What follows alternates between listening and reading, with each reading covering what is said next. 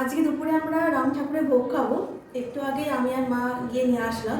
এবার ভোগে কি কি আছে তোমাদেরকে দেখাচ্ছি। তার আগে বলে রাখি, যারা রাম ঠাকুরের ভোগ খেতে চাও তো সকালে গিয়ে নাম লিখিয়ে আসতে হয়। 270 টাকা হচ্ছে ভোগের জন্য তোমাদেরকে দিতে হবে। তো এবার চলো দেখাই তোমাদেরকে কি কি থাকে ভোগে। সব কিছু দিয়ে 5 মিশালি একটা চচ্চড়ি থাকে। এখানে আছে আলু তরকারি টাইপের এরকম কিছু একটা, আলু কুমড়োর থাকে তো। এখানে হচ্ছে আলু ভাজা, এমনি প্লেন ভাত আছে, আর হচ্ছে খিচুড়ি। আর এটা হচ্ছে পুরো এক হাঁড়ি খিচুড়ি, আর সাথে এটা হচ্ছে পায়েস। ভোগের মেন খিচুড়ি আর পায়েস, এটা জাস্ট অমৃত লাগে। চল এবার খাই, কারণ এগুলো দেখে আর লোক সামলানো যাচ্ছে না।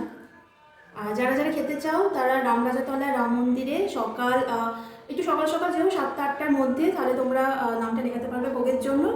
তো চলো এই পর্যন্তই।